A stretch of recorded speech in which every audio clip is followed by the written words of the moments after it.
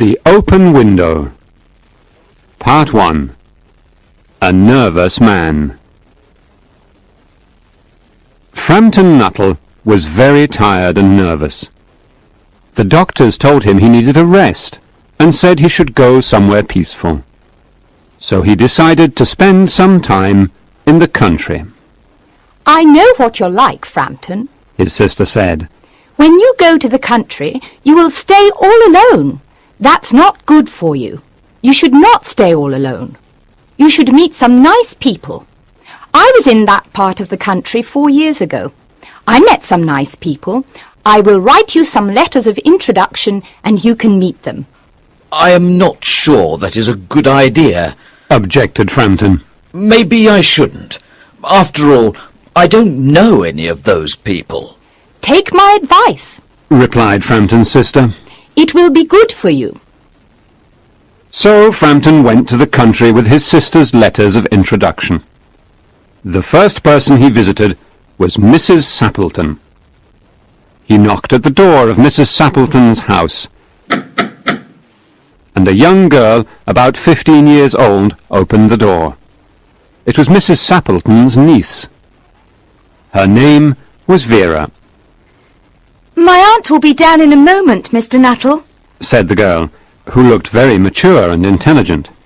"While you are waiting, I will try to entertain you. I hope you don't mind." "Oh, I will be happy to talk with you," replied Frampton.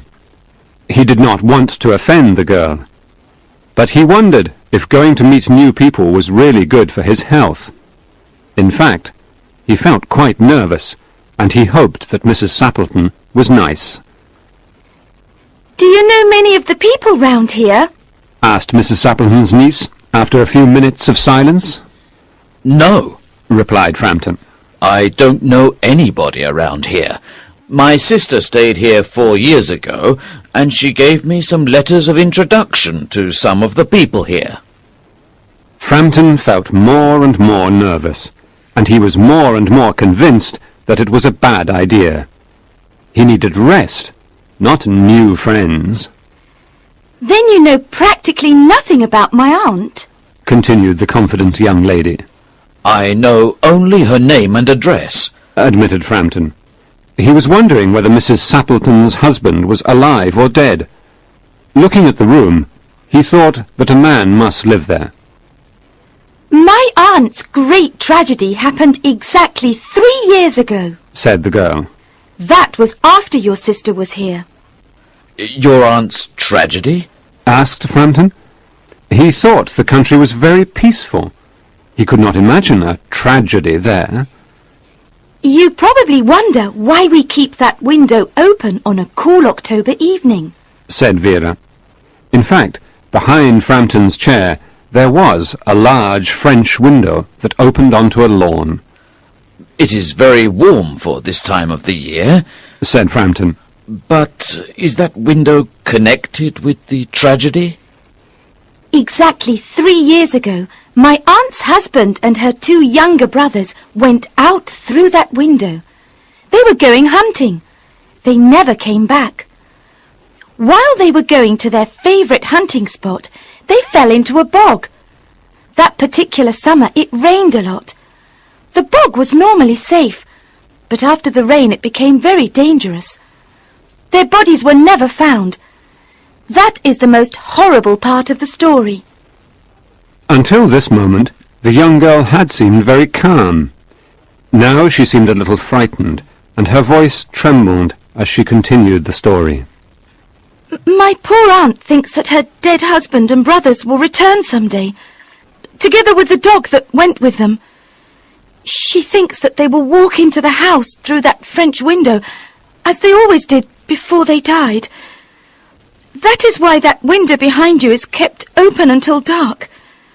My poor aunt, she has often told me every detail of that terrible day.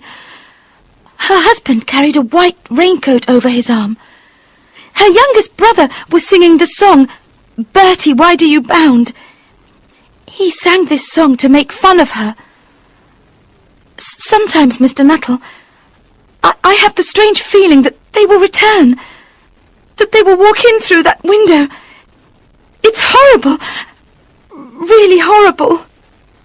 She stopped telling him her sad story. Frampton was happy when the aunt came back into the room.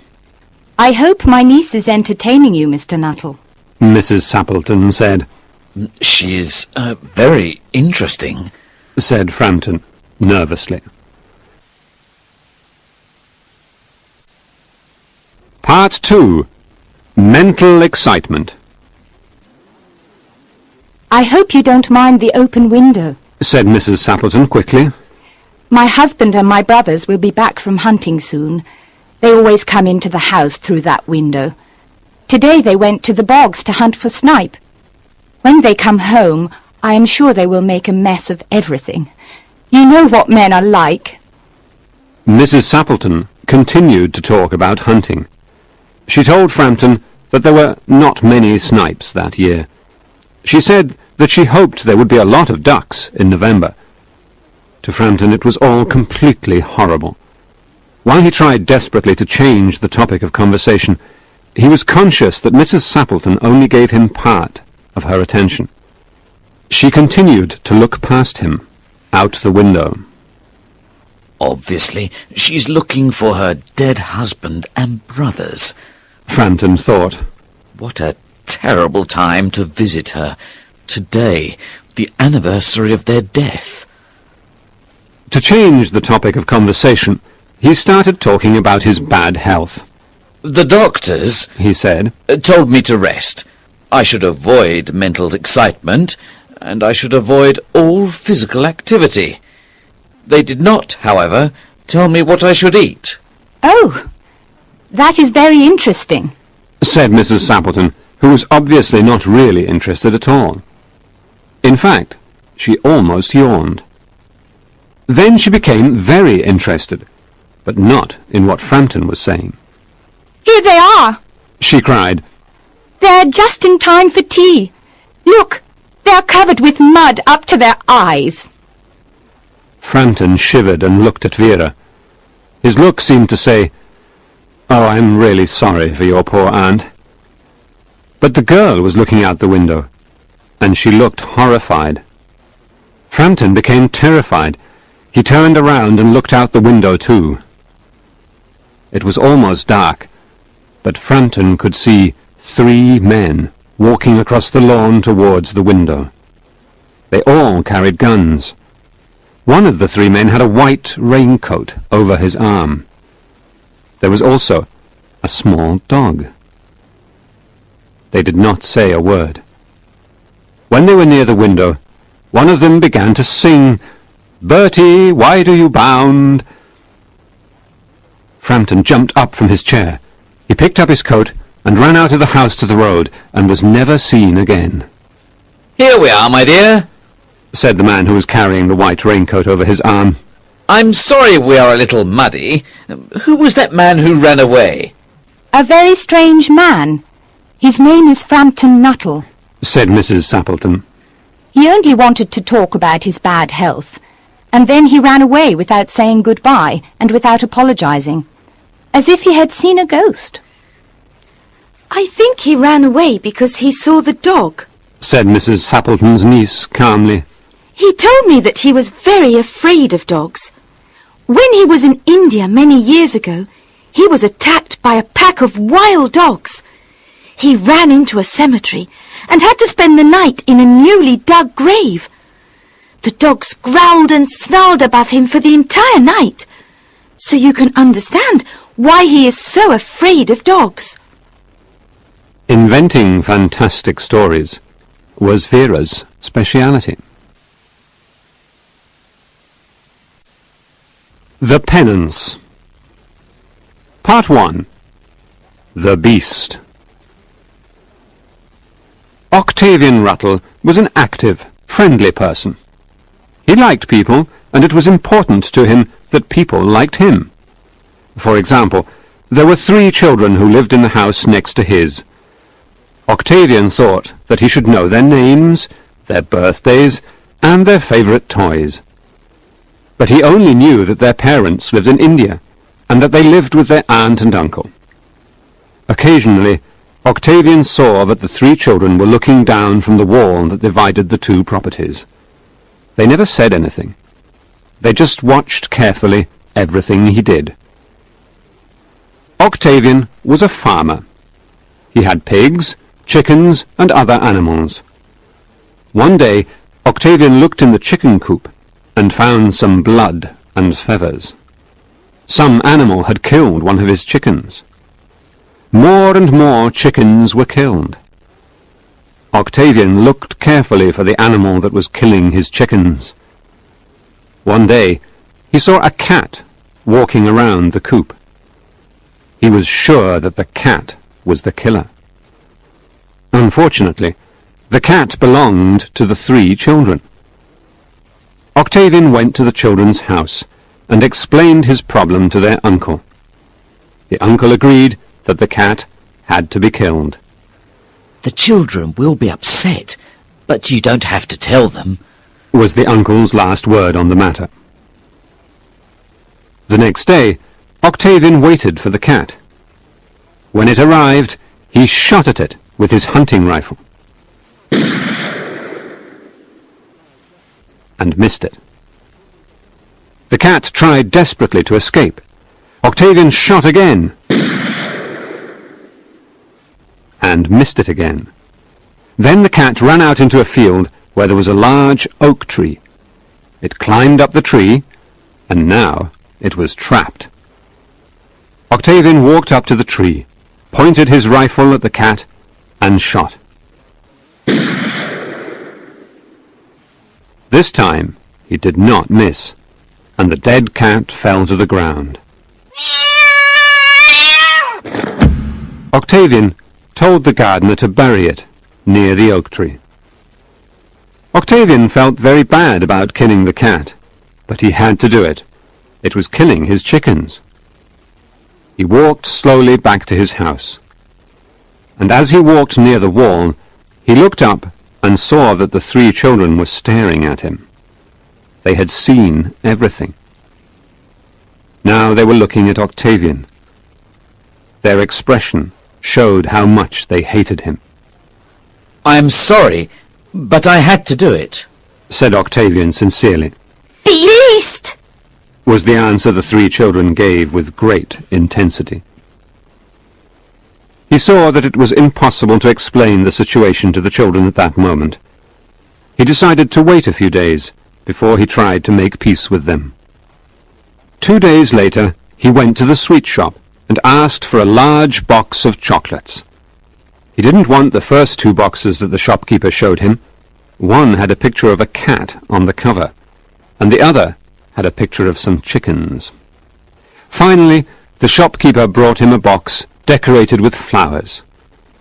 Octavian sent the box to the children, and later received a note saying that they had received the present. The next day, he felt much better when he went to look at his chicken coops and pigsties.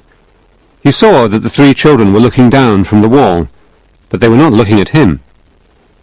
Then Octavian noticed that here and there in the grass were pieces of chocolate and their shiny wrappers. It looked like a greedy child's paradise. The children had thrown his presents back at him.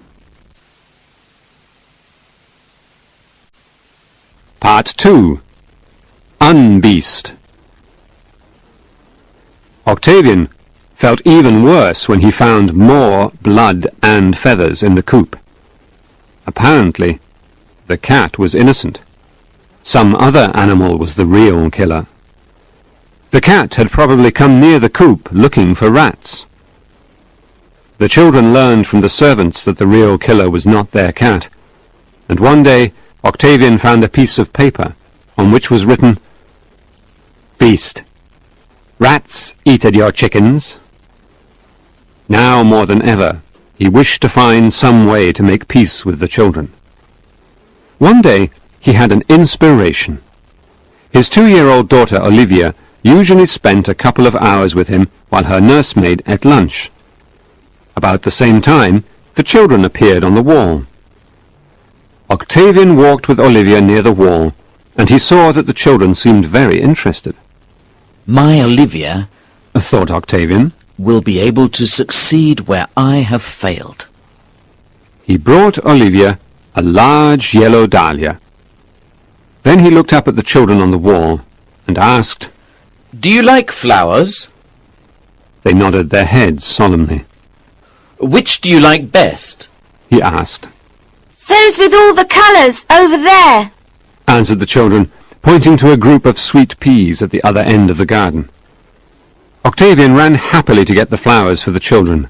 He pulled up lots and lots of flowers of all different colours, and then he returned to the wall to give them to the children. But there was no one on the wall. The children had gone, and what is more, Olivia had gone too. Down in the meadow, the three children were pushing a go-kart very fast towards the pigsties. It was Olivia's go-kart, and she was on it. Octavian stared for a moment at the rapidly moving group, and then started to run after them. When he arrived at the pigsties, he saw the children climbing on the roof with Olivia. They were old buildings, and could not support Octavian's weight. What are you going to do with her? He shouted. It was obvious from the expression on their faces that they were going to do something bad, We're going to cook her over a fire. said one of the boys, who had obviously read English history. Throw her down and the pigs will eat all of her except the palms of her hands. Said the other boy, who had obviously read biblical history. The last proposal alarmed Octavian the most. He had heard of cases where pigs had eaten small children. You wouldn't do such a horrible thing to my little Olivia! He shouted, You killed our little cat. replied the children. I'm very sorry that I did! Said Octavian, We will be very sorry when we kill Olivia. said the girl. But we can't be sorry until we have killed her.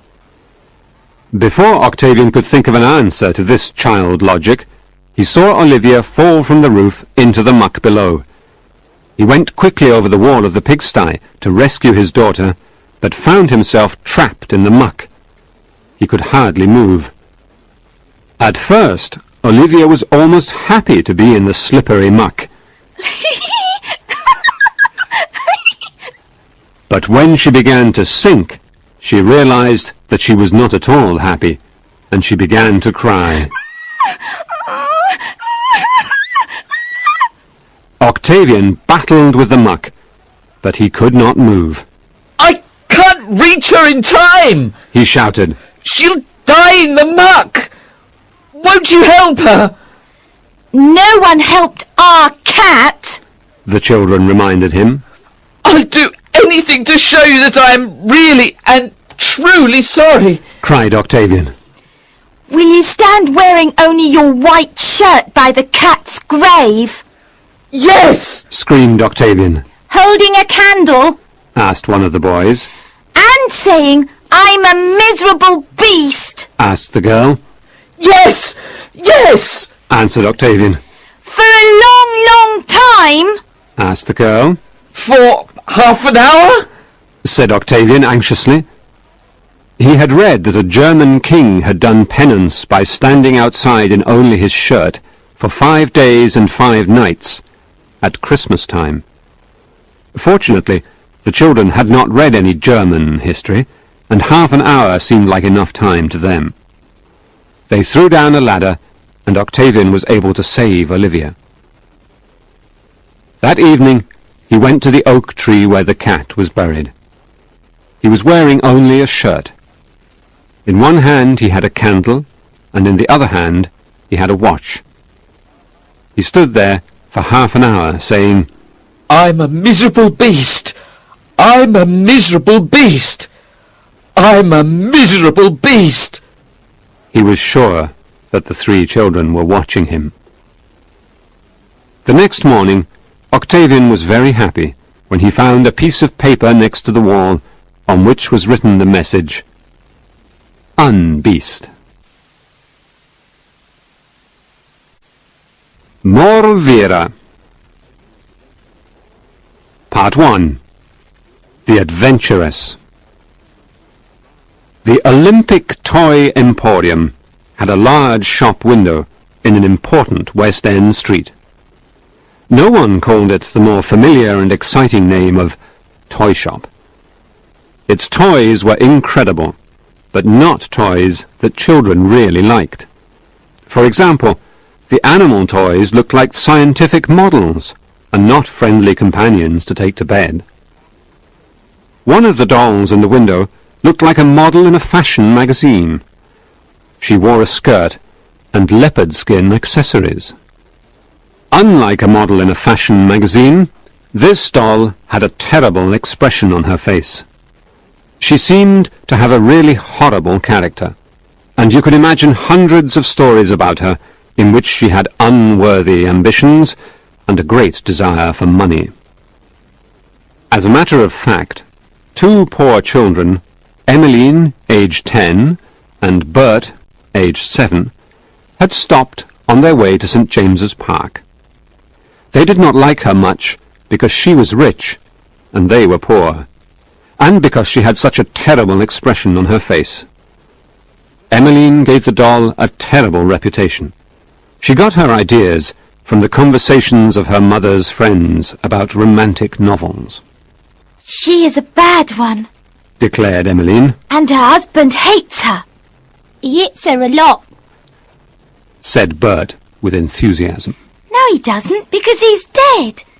She poisoned him slowly so that no one would know.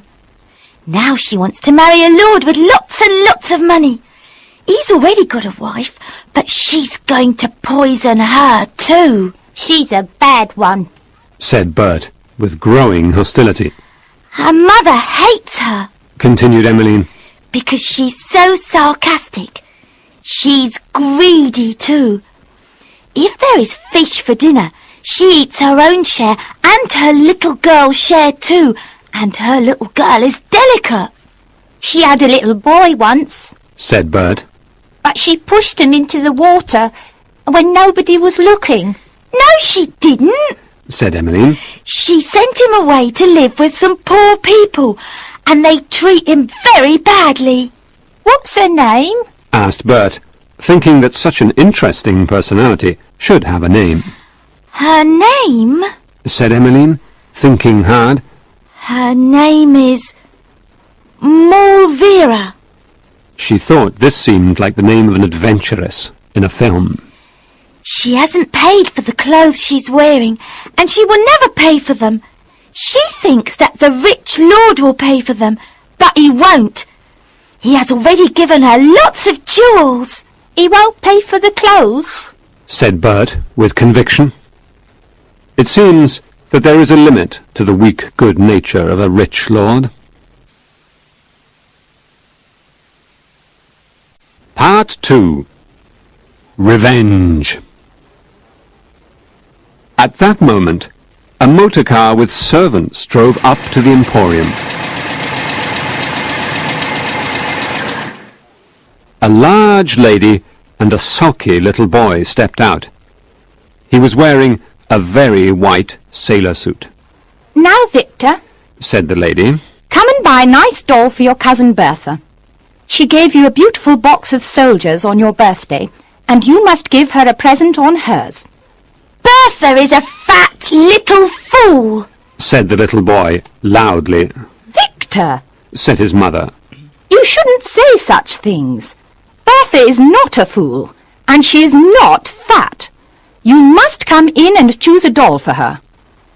They then walked into the shop. He is in a bad temper. Exclaimed Emmeline. However, she and Bert believed him when he said that his cousin was fat and foolish. I want to see some dolls. Said the mother to the shop assistant. It's for a girl of 11. A fat little girl of 11. Added Victor.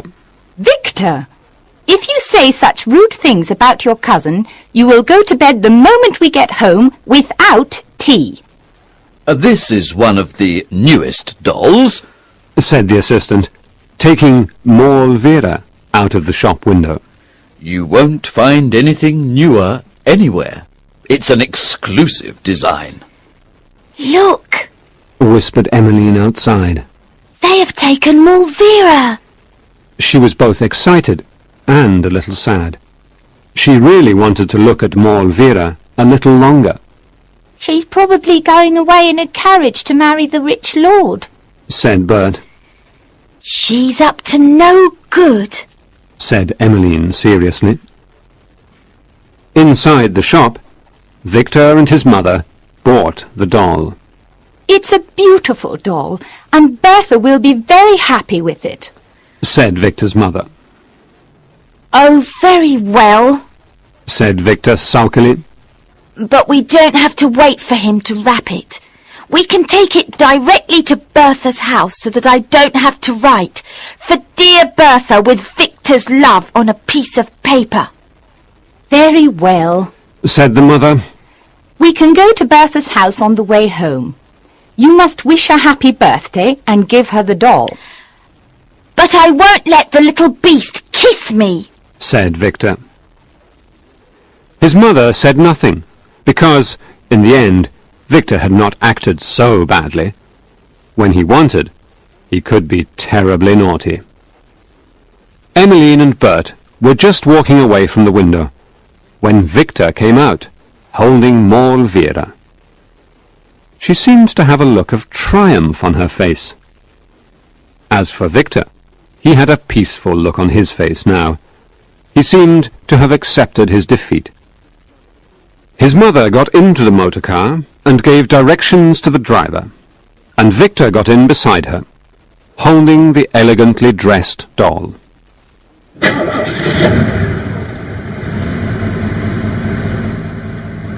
The driver started moving the car back a little bit in order to turn around. Very secretly, very gently, very mercilessly, Victor threw the doll over his shoulder, and it fell just behind one of the wheels. The car went over the doll and made a crunching sound as it broke. Then the car moved forward, making another crunching sound. The motor car drove away, and Bert and Emmeline looked with scared delight at the mess of dirty clothes, sawdust, and leopard skin, which was all that remained of the hateful Moll Vera. They cheered happily Hooray! Hooray! and ran away from the scene of the tragedy. Later that afternoon, in St. James's Park, Emmeline said seriously to Bert, I've been thinking. Do you know who he was? He was the little boy that she had sent away to live with poor people. He came back and did that to her.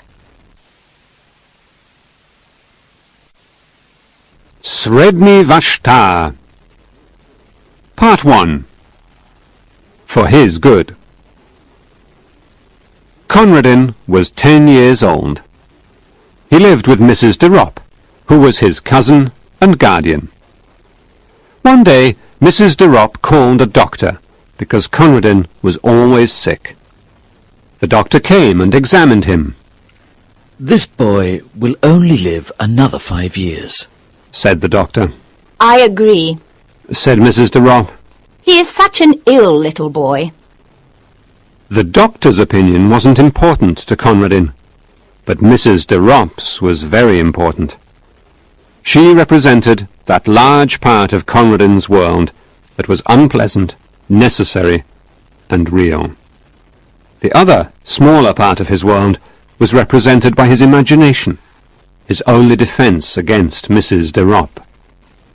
One day, Thought Conradin, I'm certain that I'll lose this war against her. Tomorrow will be like today. I'll take my medicine at 9 o'clock. I won't play in the garden. I'll go to bed at 7 o'clock. Every day I'll do these things, and in the end, I'll die. For the moment, however, Conradin continued to fight his battle, with imagination as his only weapon. Mrs. de Ropp did not admit to herself that she disliked Conradin, but she was probably aware that she took pleasure in stopping him from playing, for his good. Conradin hated her, but he was able to hide this hate, He enjoyed his few pleasures very much, because he knew that Mrs. de Ropp did not approve. There was a garden behind the house, but Conradin never played there. He knew that one of the windows of the house would open, and he would hear Mrs. de Ropp shout, Conradin! Come and take your medicine! or, Conradin! Come inside now! It's too cold! Do you want to get ill? So Conradin went to a shed in a far corner of the garden. This shed was his place of refuge. It was in part a cathedral, and in part a playroom. Conradin's imagination had filled the shed with hundreds of interesting phantoms, but there were also 2 real living creatures. One of these was a hen, to which Conradin gave all of his affection. He had no one else. And in the back of the shed there was a large hutch. This was the home of a large polecat ferret. Conradin was terribly afraid of this beast with sharp teeth, but it was his most treasured possession. It was also his secret from the woman, which was his own private name for Mrs. de Ropp. And one day he invented a fantastic name for the beast, Sredni Vashtar, and it became his god and religion. The woman also had her religion, and she took Conradin to her church once a week. But the woman's religion was not his. Every Thursday, Conradin worshipped his god. He brought it red flowers and red fruit, because Sredni Vashtar was an impatient god that would not like the slow, boring rituals of the woman's religion. And on special festivals he brought nutmeg to his god, and it was essential that the nutmeg was stolen from the kitchen of the woman. These festivals were not regular. They were held to celebrate something special that happened. For example, once Mrs. de Ropp had a horrible toothache for 3 days, and Conradin celebrated for 3 days. He almost believed that Sredni Vashtar had caused the woman's terrible pain. Unfortunately, the woman noticed that he spent a lot of time in the shed. It is not good for him to be there all the time. I am going to tell the gardener to take away his hen. Then there will be no reason for him to go to the shed, she thought. Part 2. Toast. The next day at breakfast, Mrs. de Ropp turned to Conradin and said, Yesterday the gardener took your hen away and sold it. She waited for him to say something, to become angry.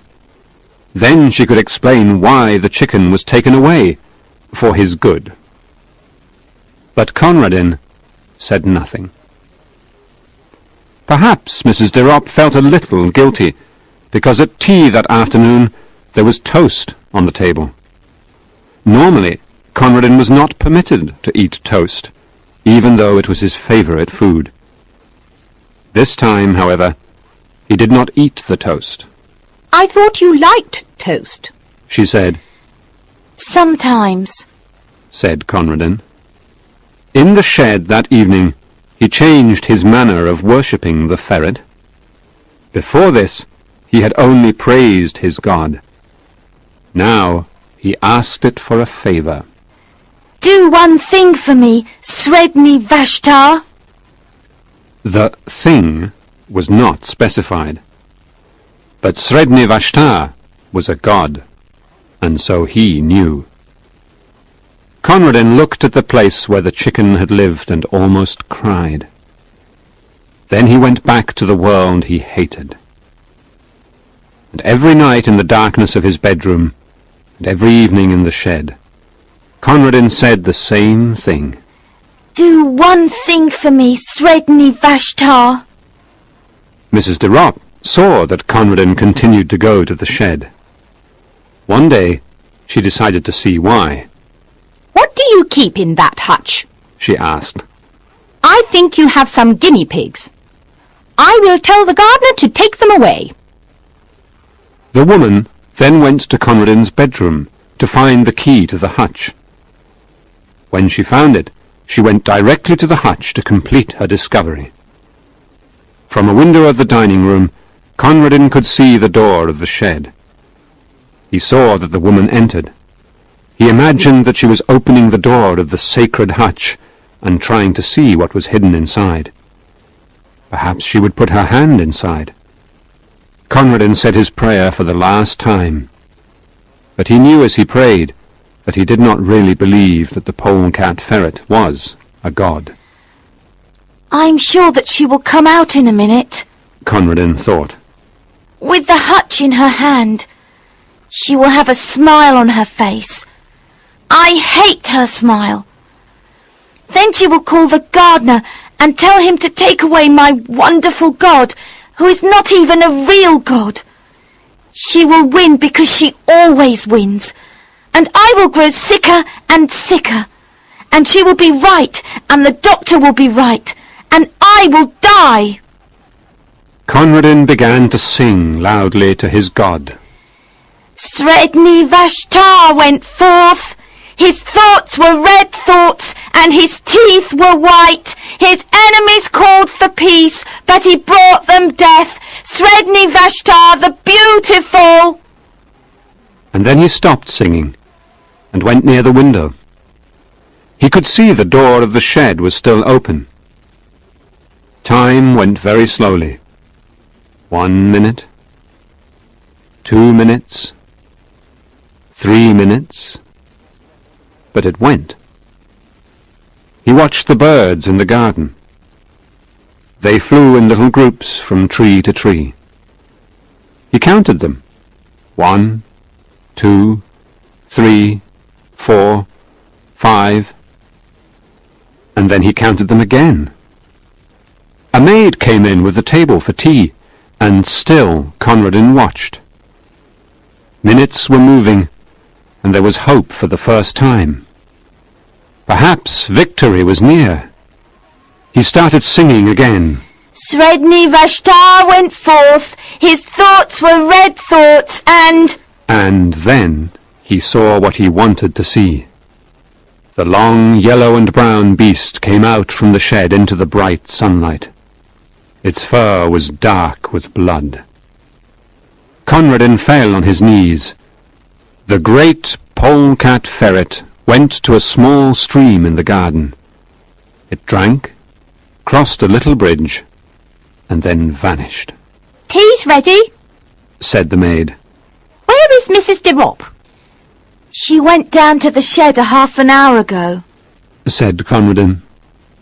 The maid left the room to call Mrs. de Ropp.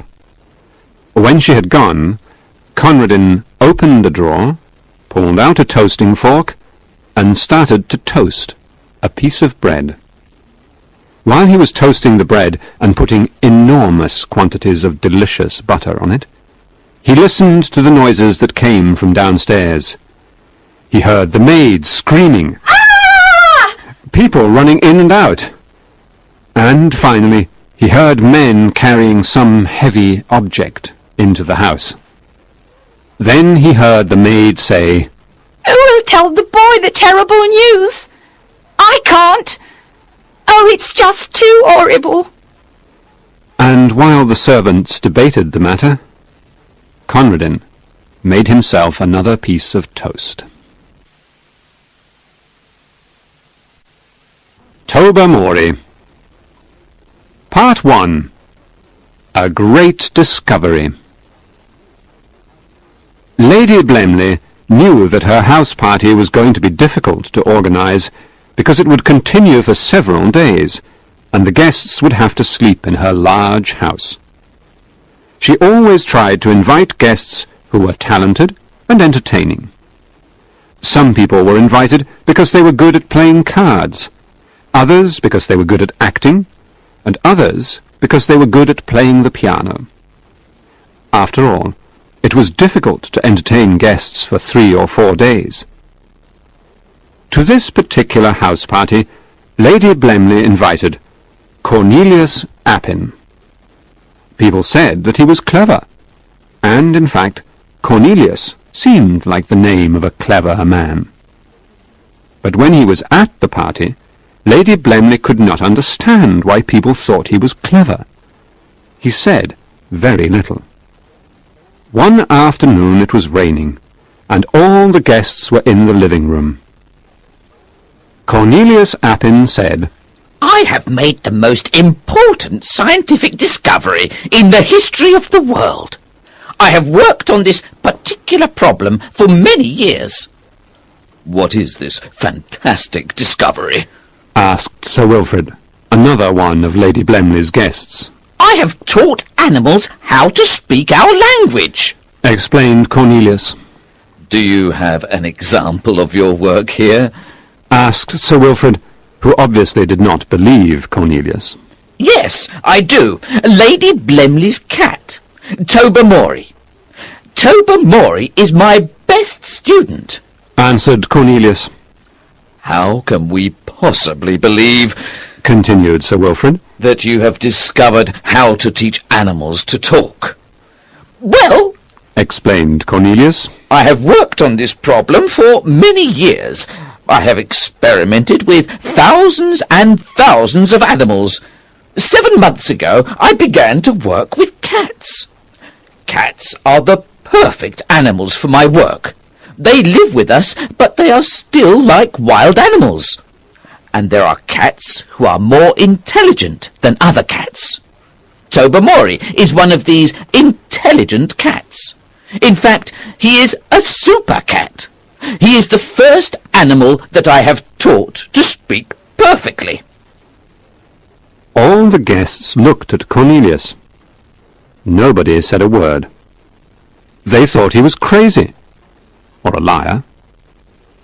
Finally, after a minute or two, Miss Resker said, I understand you have taught Tobermory to say and understand very simple sentences, like go or come. That's very interesting. No, no. Said Cornelius patiently. Little children learn short sentences first. But Tobermory is a very intelligent animal. I taught him to speak English perfectly and completely. His English is as good as your English. Now everybody was sure that Cornelius was a liar. I think we should see the cat, and then we can judge for ourselves, Suggested Lady Blemley. Sir Wilfrid left the room and went to look for the cat. Everyone began to think that Cornelius was a good ventriloquist. They waited for this interesting show of ventriloquism to begin. A minute later, Sir Wilfrid came back in the room. His face was white. He was obviously very excited. It's true! It's true! He shouted. The other guests could see that Sir Wilfrid was telling the truth, and they asked him what had happened. Well, I found Tobermory sleeping on a chair in the smoking room. I told him to come to the living room immediately. He opened his eyes slowly and looked at me. Then he said, I'll come when I want to. Now go away. I almost fainted. Part 2. Some terrible discoveries. Now everybody believed Cornelius. They began to ask him lots of questions. Cornelius smiled. He was very happy with his first success. At that moment, when everybody was asking Cornelius questions, Tobermory walked into the room. None of the guests said a word. They felt embarrassed in front of a talking cat. Finally, the hostess, Lady Blemley, said nervously, Would you like some milk, Tobermory? Yes, I'm a little thirsty. said the cat indifferently. Everyone in the room was shocked, and Lady Blemley's hand shook as she poured Tobermory some milk. I'm sorry, but I've spilt most of the milk on the carpet. Apologized Lady Blemley. I don't care. responded Tobermory. It's not my carpet. The room was silent for another minute.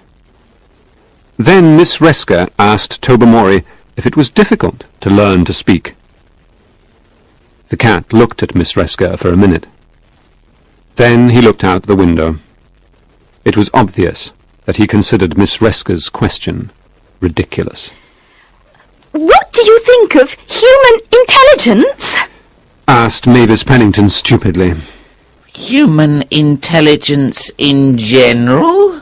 Or do you want to know about some particular person? Asked Tobermory. Well, my intelligence. What do you think of my intelligence? Asked Mavis with a nervous laugh. Well, you put me in an embarrassing position, Said Tobermory. But he did not look embarrassed. Anyway, I'll answer you. When Lady Blemley told Sir Wilfrid that she wanted to invite you to this party, he said, Mavis Pellington is the stupidest woman in the world. Why are you inviting her? Lady Blemley replied, Sir Wilfrid, I am inviting her because she is stupid. I have this old car that I want to sell, and Mavis Pellington is the only person stupid enough to buy it. Lady Blemley, of course, said that Tobermory was a liar, but Mavis Pennington did not believe her. That morning she had bought Lady Blemley's old car. Major Barfield tried to change the subject. He said, Tobermory, do you want to tell us about your girlfriend, the striped cat that lives near the stable? Everyone immediately understood that he had made a terrible mistake. It's not polite to ask people about their love affairs, Replied Tobermory coldly. Do you want me to talk about what I have seen during this party? I'm sure that you wouldn't like that, would you? There was a moment of general panic. Almost all the guests had some private love affair. They all thought, if Tobermory says what he has seen, I'll be in trouble. Tobermory's dinner was in 2 hours, but Lady Blemley said, Tobermory, why don't you ask the cook if your dinner is ready? Thanks, responded Tobermory. but I have just had tea. I don't want to die of indigestion. Cats have 9 lives, Tobermory, Said Sir Wilfrid, trying to be funny. Possibly, Was the answer. but only 1 liver. Lady Blemley, are you going to permit this cat to talk about us with the servants? Said Mrs. Cornett, another guest. The panic was general. Everyone remembered that Tobermory often walked outside their windows. It was obvious that he had seen and heard everything that happened in their bedrooms. Some guests became white with fear. Others, like Odo Finsbury, who was studying to be a minister of the church, ran out of the room. All the guests thought, if Tobermory tells everything he knows, there will be terrible scandals. Finally, Agnes Resker said dramatically, Why did I come to this house party? Tobermory had the answer. I know why you came. Yesterday you said to Mrs. Cornett that Lady Blemley's parties were very boring, but the food was delicious. You told her that you came for the good food. In fact, you said that everyone came for the food. That is not true. You are a liar. Mrs. Cornett, tell the truth. Did I say that? Tell the... Then Mrs. Cornett told Bertie von Tan what you said, Continued Tobermory. and he said that Agnes Resker went anywhere she could get free food, and then... Fortunately for the guests, at that moment Tobermory stopped his story. He had seen his enemy a big yellow tomcat. He jumped out the window and ran after it. All the guests looked at Cornelius angrily. He had caused all this trouble.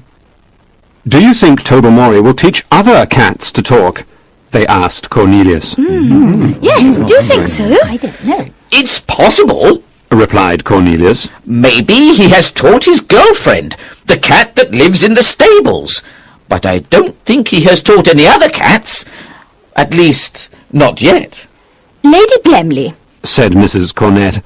I know that you and your husband like Tobermory very much, but he and his friend, the stable cat, must be killed. I have not enjoyed this last half hour either. Said Lady Blemley. Yes, it is true that my husband and I like Tobermory very much. Well, we liked him before he learnt to talk and tell our secrets. Anyway, I agree that he must be killed as soon as possible. We can put poison in his food, Said Sir Wilfrid. and I will go and drown the stable cat. What about my great discovery? Cornelius said with great emotion. I have worked for many years.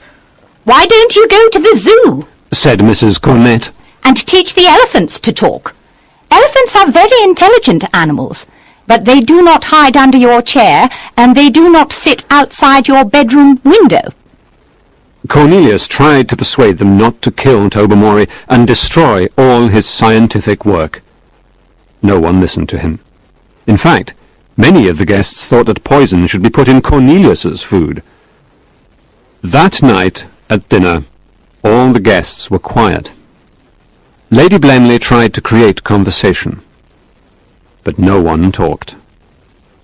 They were all watching Tobermory's bowl.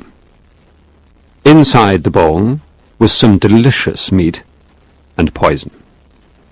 But Tobermory still did not come back. After dinner, still no Tobermory.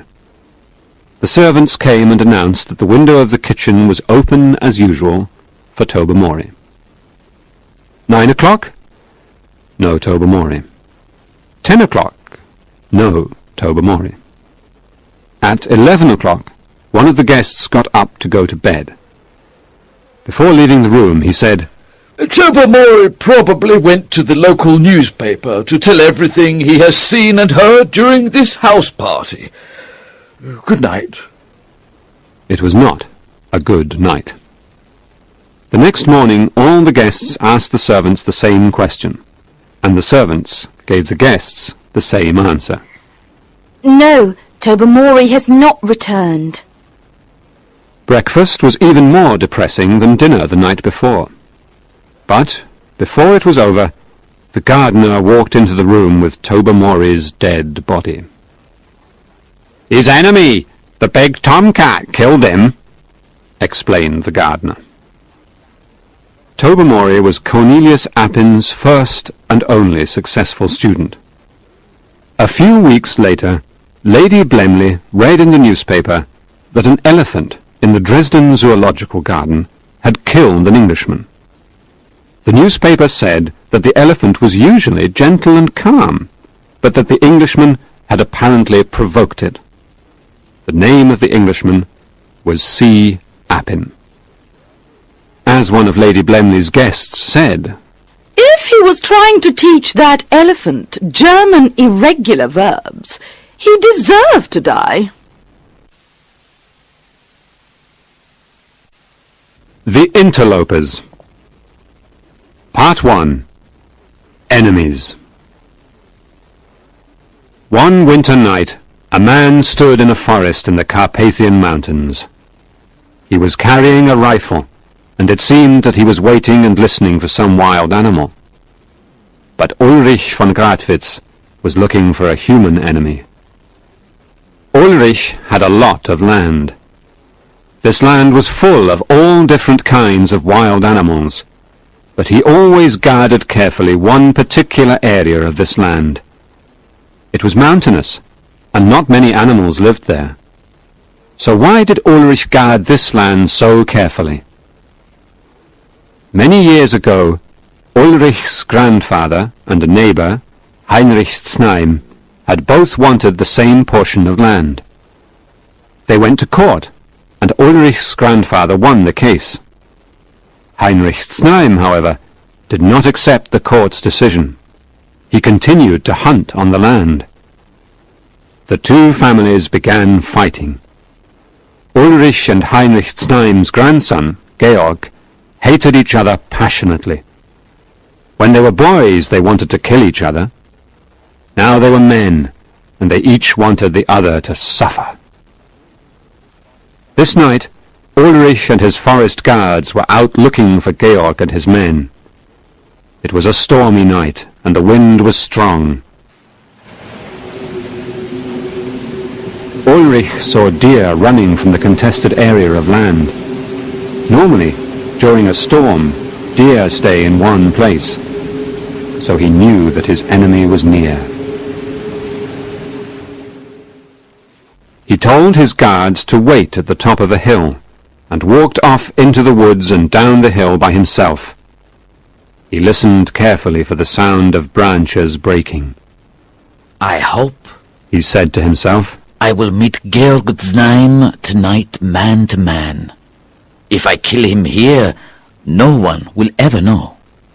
At that moment, as Ulrich walked around the trunk of a gigantic tree, he came face to face with Georg Znaim. The enemies stared at each other for a long, silent moment. Each man had a rifle in his hand. Each man had hate in his heart. And each man had murder in his thoughts. But it is difficult for a civilized man to shoot his neighbor in cold blood. They had to say something. At this moment, however, the wind blew particularly hard. And there was a crash.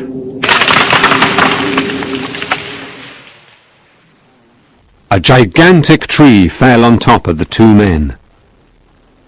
Ulrich von Gradwitz could not move. One arm was probably broken, and the other arm was partly under the trunk. His legs were under a large branch. His face was badly cut, and he had to blink several times to move the blood from his eyes. Almost next to him lay Georg Znaim, alive and fighting to move. Ulrich could see that he was in almost the same condition. Ulrich was both happy to be alive and angry at his situation. Georg was almost blind from the blood that flowed into his eyes from cuts on his forehead.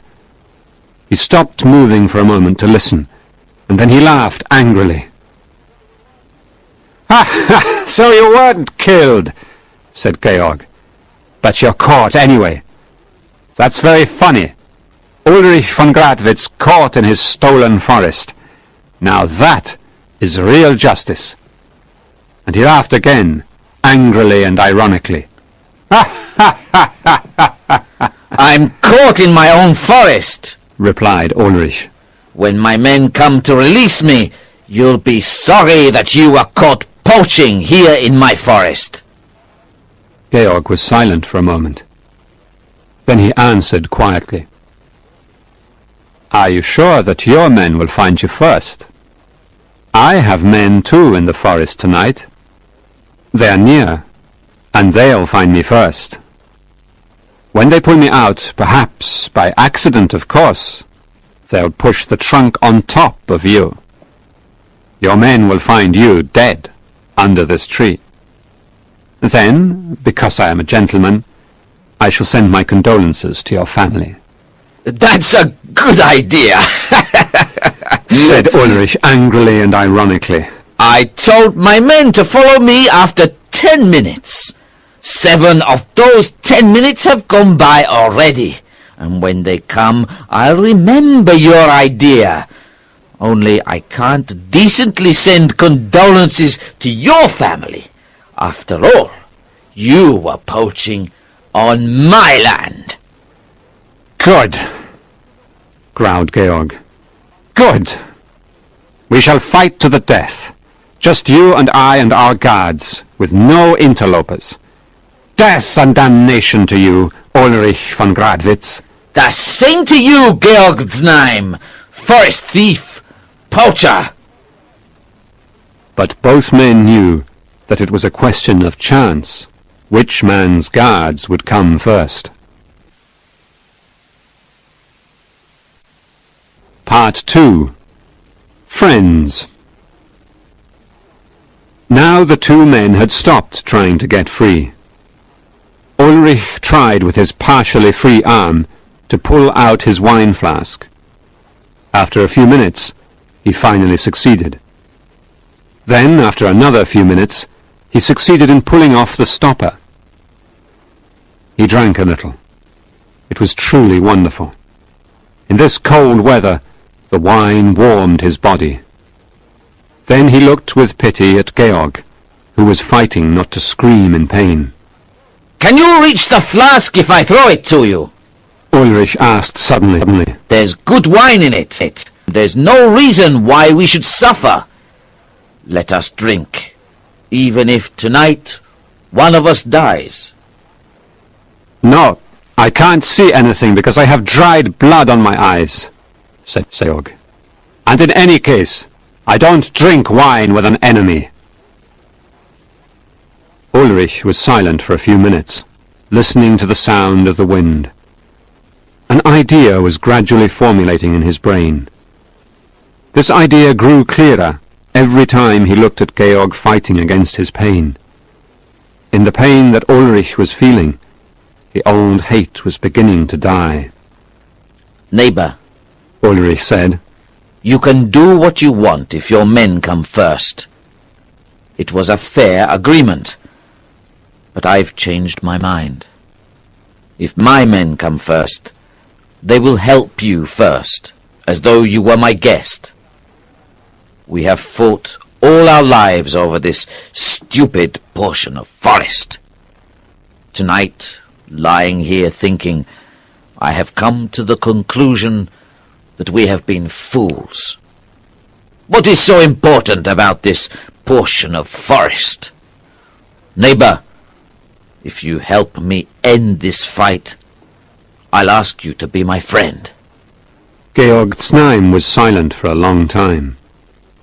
Ulrich began to think that he had fainted because of the pain. Then Georg spoke slowly. Everyone would be shocked if we rode into town together. Nobody can remember a Znaim and a von Gradwitz talking to each other as friends. And there will be peace among the forest guards and their families if we end the fight tonight. And if we choose to make peace among our families, there is no one who will interfere, no interlopers from outside. You could come to my house at Christmas, and I could come to your castle on other holidays. I would never hunt on your land if you didn't invite me, and you could come and hunt ducks in my marshes. There is nobody around here who can stop us if we want to make peace. I have always thought that I wanted to hate you, but I changed my mind when you offered me your wine flask. Ulrich von Gradwitz, I will be your friend. Then they were both silent.